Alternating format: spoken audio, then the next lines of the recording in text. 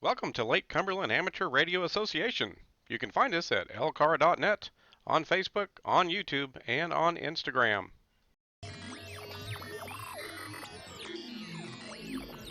If you're enjoying the videos we're producing here at LCARA, please help our club out by hitting that subscribe button. Also, give us some feedback on our videos. Click the like button, share with anybody who may find it interesting, and be sure and hit the bell icon to make sure you get notified of the next video release. All right, good morning, folks. This is Chris KY4CKP. And today we're going to talk about some of the ongoing work we are doing with our emergency communications trailer. We've done a few videos in this series and continuing to do some work on the trailer, especially with summer field day coming up in less than 2 weeks. And for our club, Lake Cumberland Amateur Radio Association, we also have a few more activities planned throughout the rest of the summer and coming into the winter. We try to use our trailer and get it out as often as we can for our own use and enjoyment and for various public activities. So here you can see the panel, the custom panel we talked about last time. You can see it's all finished up, labeled, has the solar, the blue panel there, the solar charge controller and the meter. And above that you can see a previous custom panel that AC4DM did for the trailer, the red one there with some power outputs and some meters there for the house power. So in this video coming up, we're going to talk about, again, some of the work he and I did recently, and just continuing to build out the trailer and make it useful and enjoyable for the club to use. So we'll get into that in the next segment, and we'll bring you folks right back. All right, folks, so here we are. We're taking a look, and we're just going to go over a couple of the main things we did yesterday down at LCARA Worldwide Headquarters.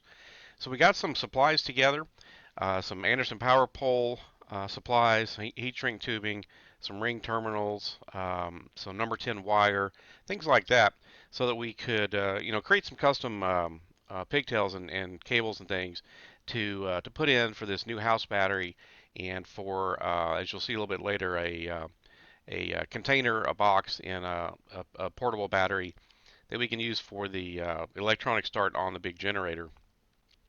But here we're starting out with the basically getting some things ready for the new house battery that Brian, KY4BDP, picked up, a 100 amp hour deep cycle battery. So we have two of those in the trailer. So not only can we use shore power anytime that's available to us, but we have our internal house batteries that can give us some fairly decent length of time and power availability. We have our solar panels we're going to be able to hook in. We have the generators that can provide power. We have some portable power box options and things. So pretty much no matter where we go and what we're doing, we're going to be able to provide power for our activities. So here we're just kind of showing we had some supplies gathered together, and we were crimping and soldering and making up some, again, some custom pigtails. Pretty much doing everything with Anderson power poles, although the direct connections to the batteries and things, we were just using some ring terminals that you can see here. So just cut some custom length cables for the dimensions we had in the trailer there. The battery is sitting on the floor of the trailer right underneath this tray, and it's bolted in, so whenever we're moving the trailer, it's not going to move around. And the other house battery is in under one of the benches, which would be behind us and to our right in the orient of the picture. So we created various custom cables yesterday, probably half a dozen total maybe, and took our time. Don did a good job, good crimps and solder and heat shrink tubing, glue lined heat shrink tubing a lot of the times to help seal things up, and then the 45 amp Anderson power pole connectors typically for these kinds of connections. So that works out well, and again he had some of this number 10 red and black cabling ready for us.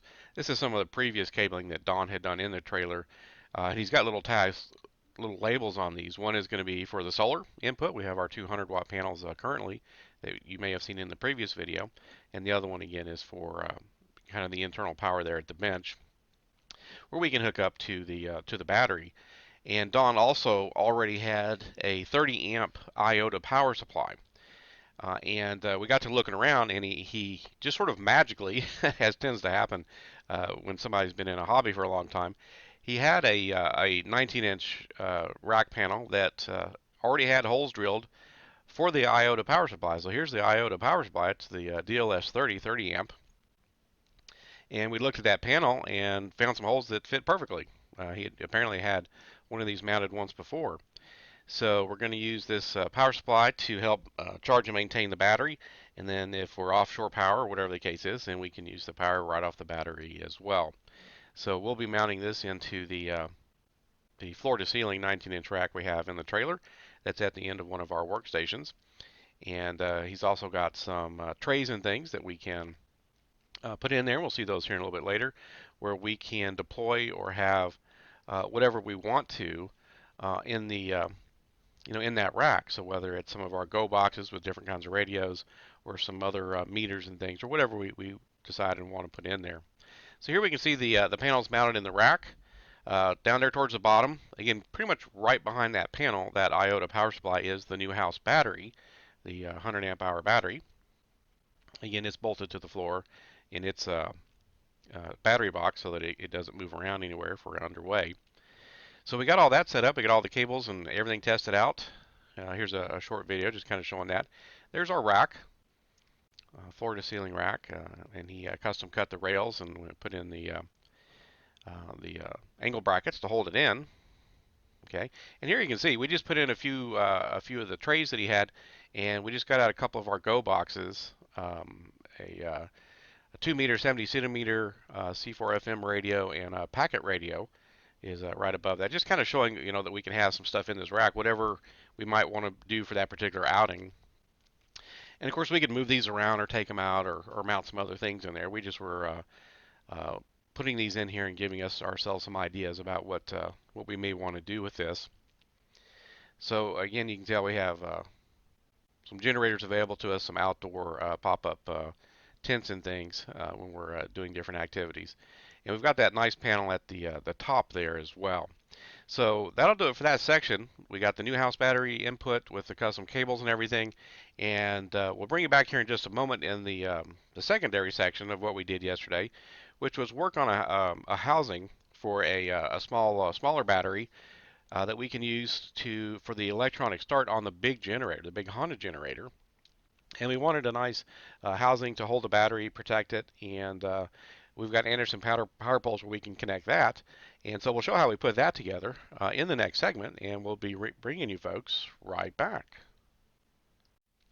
All right, so in part two here, folks, what we wanted to just show is we were working on this lawnmower battery, 12-volt battery, for being able to use for the electronic start on the big generator, the Honda.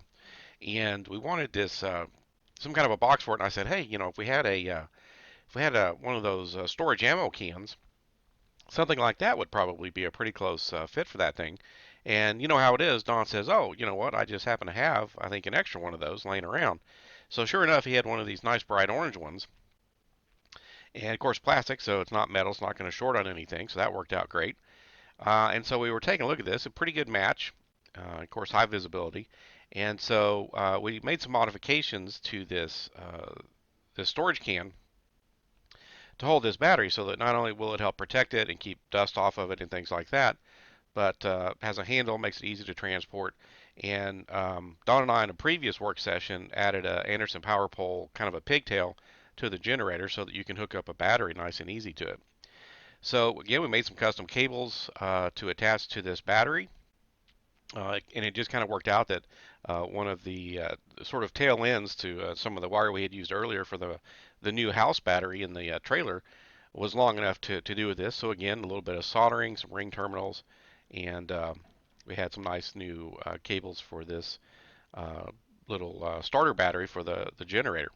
So we created the new cables, mounted them onto the battery, and this storage can has a little tray. We've made some modifications to the tray, so the tray can still fit in there and potentially hold some things that we may want to have in there.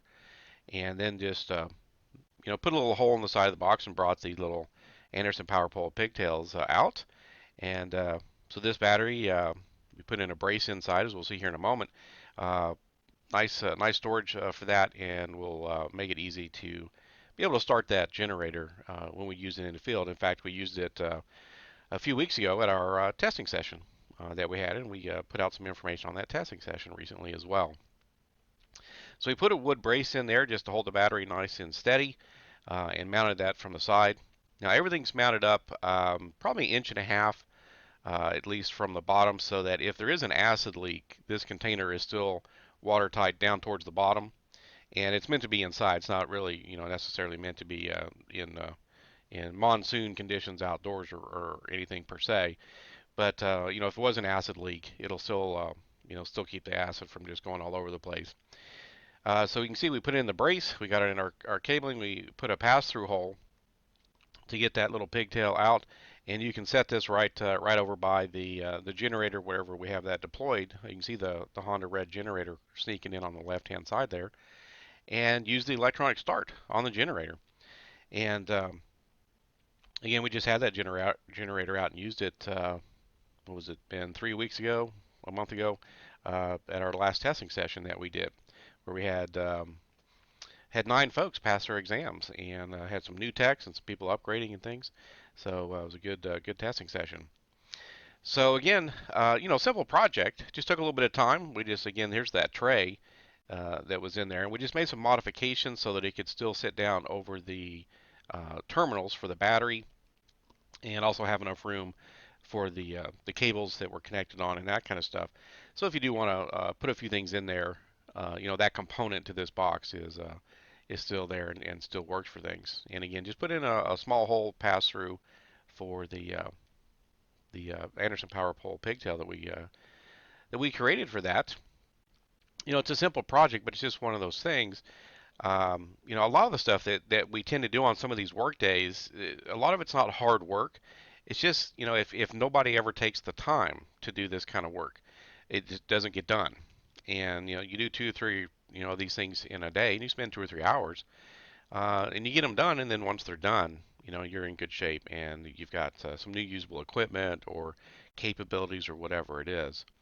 So again, even though we have our dedicated work days, a lot of times those are dedicated to specific repeater functions and things like that. So every now and then one of us will get together and we'll just do a few of these maintenance chores and things like that. So it turned out really well. The new house battery, the new this new little container and battery for the electric start on the generator there. Turns out well, we're good to go. Just a few more things getting us ready for our field activities for the rest of the year. And that'll pretty much wrap this one up, folks. So this is Chris KY4CKP for Lake Cumberland Amateur Radio Association. Get out there, enjoy your hobby, enjoy your radios, work with your club, do some of the hands-on stuff. Some of us find that stuff kind of fun too. Getting out the soldering gun and the heat gun and those kinds of things. Enjoy the hobby, and we'll be bringing you some more videos as always. So that'll wrap it up. 73, everybody.